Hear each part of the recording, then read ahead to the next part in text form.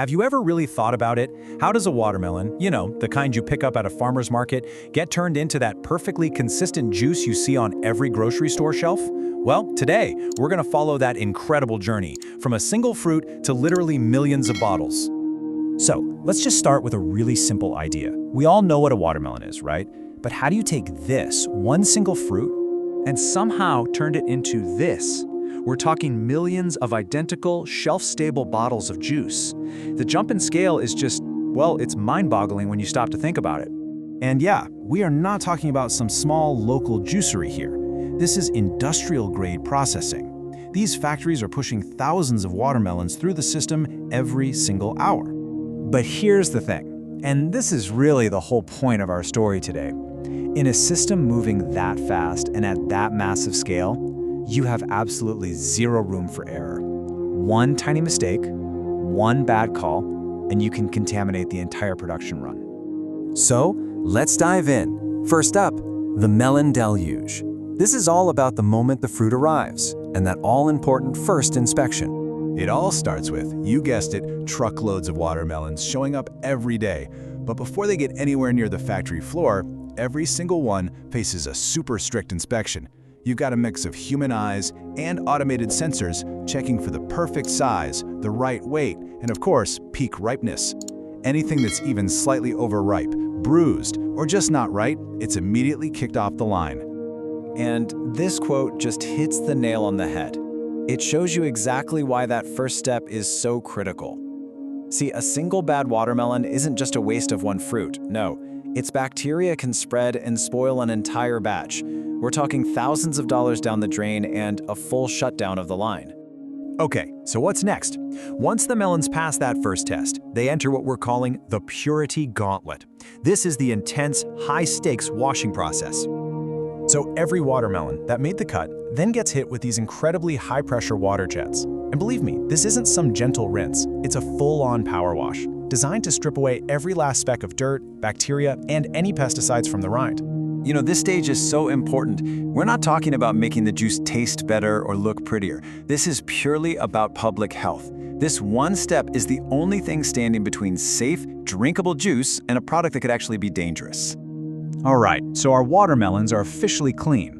Now, for what is probably the most dramatic part of the whole process, separating that juicy flesh from the rind with these massive automated machines. This is where things get really intense. Picture these huge automated blades just slicing through thousands of those perfectly clean watermelons every single hour. The speed and the raw power here are just incredible. So how does this crazy machine actually work? Well, it's basically a three-step process.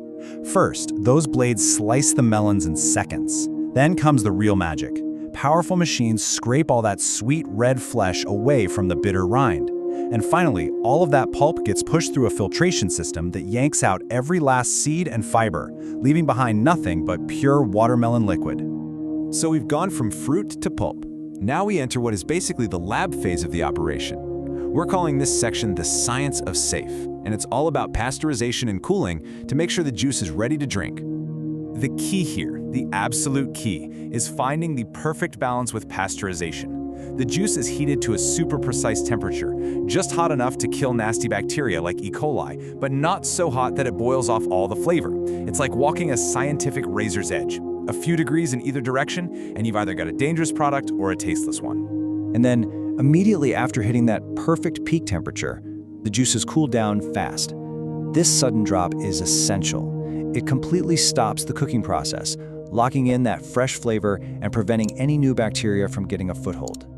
Okay, we've got safe, fresh, delicious juice. Let's get into the final leg of the journey, from factory to fridge.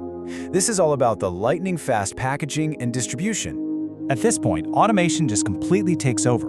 You see this blur of robotic arms filling, sealing, and labeling thousands of bottles an hour with the precision that no human could match. In just a few minutes, the juice goes from a giant tank to perfectly sealed, identical products, all ready to be shipped out.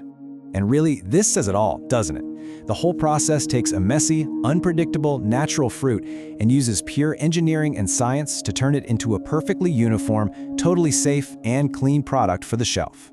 I mean, this quote just perfectly sums up the entire thing. The whole journey, from the second a melon arrives to the moment it's sealed in a bottle, it's a symphony of industrial precision, unbelievable speed, and absolutely no tolerance for mistakes.